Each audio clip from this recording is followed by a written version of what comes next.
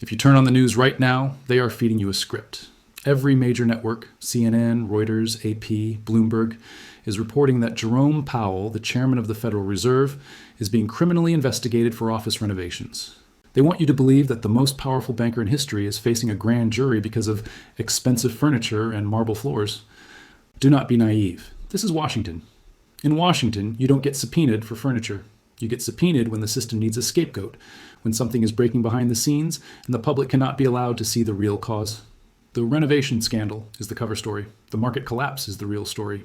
And I can prove it to you with a timeline so precise, so suspicious, that once you see it, you will never trust a financial headline again. Before I show you the evidence, you need to understand what this investigation means for you personally, not for the markets, not for the economy, for you and your portfolio right now. If you own physical silver, you are holding the one asset that just proved it cannot be manipulated anymore. The price suppression mechanism broke the same week Powell got subpoenaed. That is not a coincidence.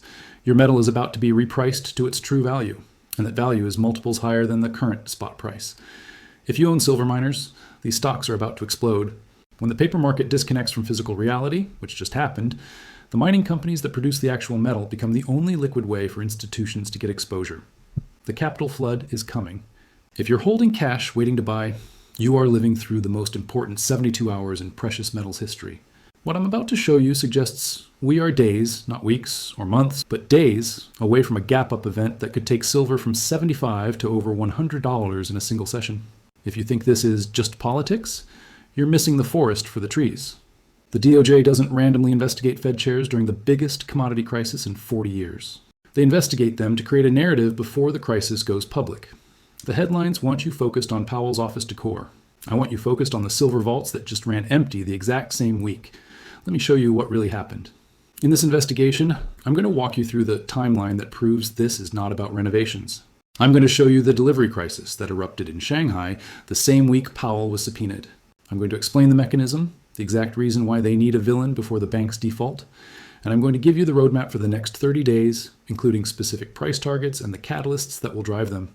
This is not entertainment, this is the signal. Let's begin. To understand what's really happening, we have to start with the facts, not speculation, not theory. The documented, verifiable facts that the mainstream media is burying under renovation headlines. Fact number 1.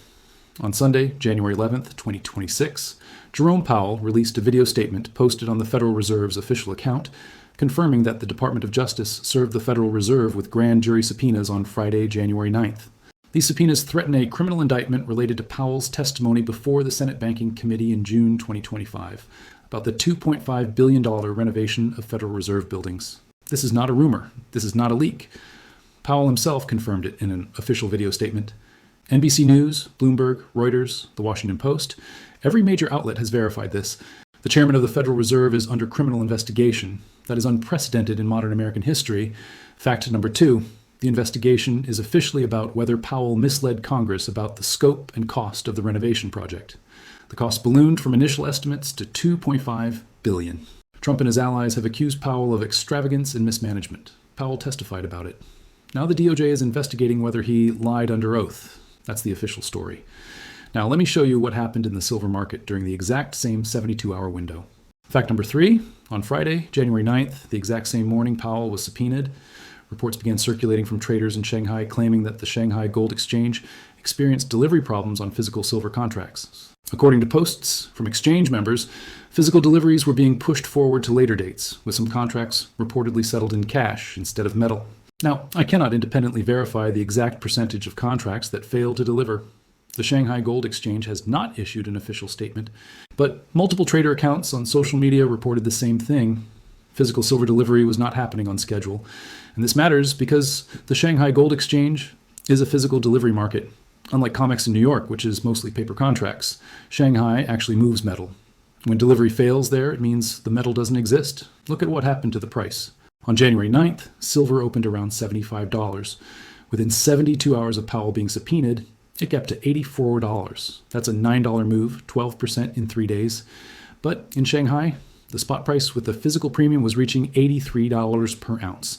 That's an $8 premium for immediate physical delivery. But here's where it gets insane. Physical bullion dealers in Japan and the UAE The retail shops that sell coins and bars to individual investors were charging $130 per ounce when they even had inventory to sell. Some dealers simply shut down their websites. Others marked everything out of stock or pre-order only, delivery in 8 weeks. So we have 3 prices existing simultaneously. $84 paper in New York, $92 physical in Shanghai with the premium, and $130 retail in Asia. The paper market and the physical market have completely divorced.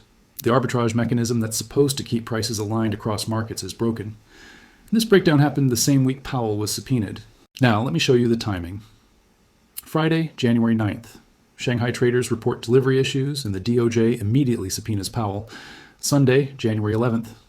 Powell goes public with a video statement, calling it political intimidation. Ask yourself, do you believe in coincidences?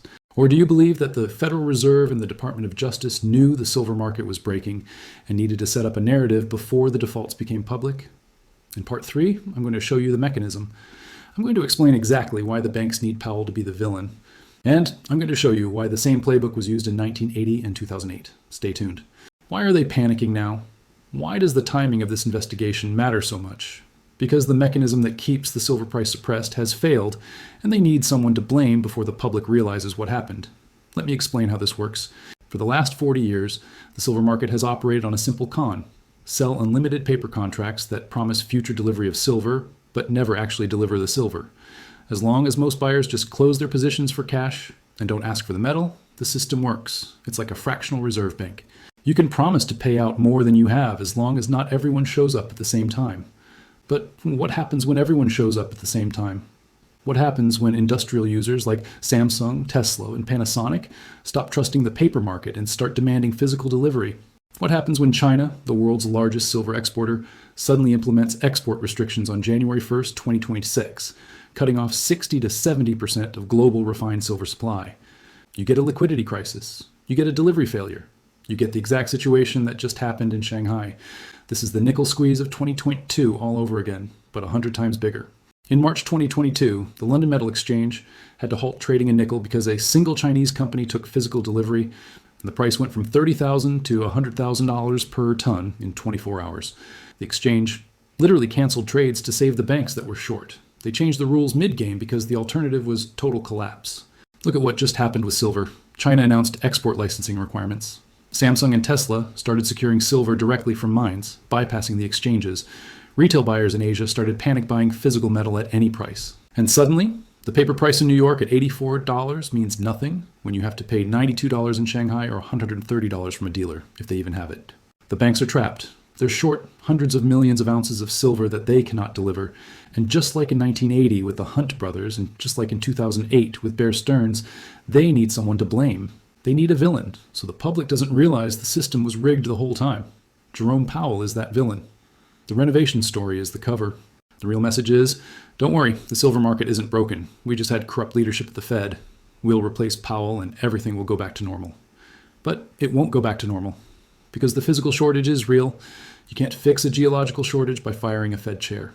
You can't create 500 million ounces of silver by investigating renovations. The subpoena is a signal to the insiders.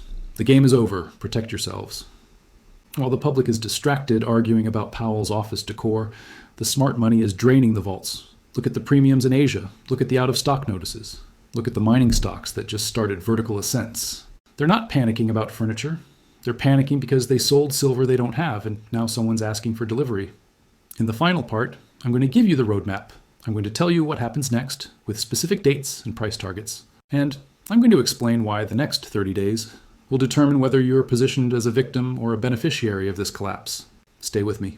Let me give you the historical context so you understand how this story ends, because we've seen this exact playbook before, twice. In 1980, the Hunt brothers tried to corner the silver market. The price went from $6 to $50 in a few months. The banks were trapped on the short side. So what did the COMEX do? They changed the rules. They declared liquidation-only trading, meaning you could sell but not buy. The price crashed. The Hunt brothers were bankrupted, and the official narrative was greedy speculators tried to manipulate the market. The government stepped in to restore order. But that wasn't the real story. The real story was that the banks got caught naked short, and they used regulatory power to escape the squeeze. In 2008, Bear Stearns collapsed in March. The official story was subprime mortgages. But if you read the internal emails that came out later, Bear Stearns was also massively short silver and gold. They couldn't deliver on their contracts. JP Morgan bought them for pennies and inherited their short positions. And what happened after 2008? The biggest price suppression campaign in silver history. For the next decade, the banks used paper contracts to keep the price under $20 while they slowly unwound the positions. Now it's 2026. The banks are short again, but this time they can't escape. Why? Because China controls the supply. China implemented export restrictions on January 1st. If China doesn't let the silver out, the banks can't deliver. It doesn't matter how much they manipulate the paper price in New York. You can't deliver paper silver to a Samsung factory that needs physical paste for solar panels. So they need a new playbook. They can't blame speculators this time because the buying is coming from industrial giants. They can't blame retail investors because the premiums are being driven by Asian manufacturers. So who do they blame? The Fed. Jerome Powell mismanaged the Fed. He lied to Congress. He's corrupt. That's why the financial system is unstable. We're going to remove him, restore integrity, and everything will be fine. It's a scapegoat operation. Powell is being sacrificed to protect the banks. And the public will buy it because most people don't understand how the silver market works. But you do, and now you can profit from it. Here's the roadmap for the next 30 days. Within 7 days, by January 19th, we will see more reports of delivery delays and force majeure declarations from smaller dealers and refineries. The physical premiums in Asia will widen to $10 to $15 over spot. Mining stocks will surge as the market realizes they're the only liquid way to get silver exposure. Watch for mining stocks to gap up 20 to 30% on heavy volume. Within 14 days, by January 26th, major financial media will start running silver shortage stories. This is when the mainstream catches up to what we already know. CNBC, Bloomberg, Financial Times will have segments about unprecedented demand and supply chain disruptions. The moment this happens, the paper price in New York will gap up to close part of the arbitrage. We're already seeing this move happen. Silver jumped from $75 to $84 in just 3 days. Expect continued upward pressure toward $90 to $95 within 30 days by February 9th. One of two things happens.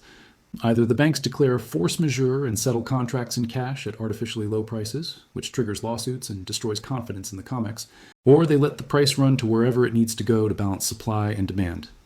Based on current physical premiums, that means $100 to $120 per ounce. The Powell investigation will drag on for months. They'll have hearings. They'll have expert testimony. They'll have op-eds about Fed independence and corruption. And while the media circus plays out, the silver will quietly disappear into industrial stockpiles and private vaults. Here's what you do right now. If you own physical silver, do nothing. Hold it. The paper price might have volatility, but the physical premium is rising. Your metal is becoming more valuable every day, regardless of what the COMEX quote says. If you own mining stocks, stay positioned. The smart money is about to flood into this sector. When institutions realize they can't get physical silver, they'll buy the companies that mine it. This is the beginning of a multi-year bull run. If you're holding cash, you have a decision to make. The window for buying physical silver at anything close to spot price is closing. Right now, you can still find some dealers with inventory at $8 to $10 over spot. In 2 weeks, that premium might be $20 to $30. In a month, you might not be able to find physical at any price. The market is telling you something. When the world's largest electronics manufacturers are paying $130 per ounce while the paper market shows $84, there's a massive disconnect. And that disconnect is getting wider every day. Jerome Powell is going to be the fall guy. History needed a villain for the collapse of the dollar-based commodity system, and they just found him. They will pin the inflation, the shortages, and the bank failures on his mismanagement and corruption. It's a perfect story for the history books. It's also completely fake. But you know the truth. The system isn't breaking because of a renovation scandal. It's breaking because they sold 500 paper ounces for every 1 real ounce, and China just turned off the supply. The bill came due. The banks can't pay. And Powell is the distraction while the vaults run empty. Don't get distracted by the political theater. Watch the physical market. Watch the premiums. Watch the mining stocks. Watch the delivery reports. Those are the real signals. The paper price is noise. The physical shortage is the signal. And that signal is screaming. Get your assets out of their system before the investigation becomes a freeze. Subscribe. The collapse isn't coming. It's here.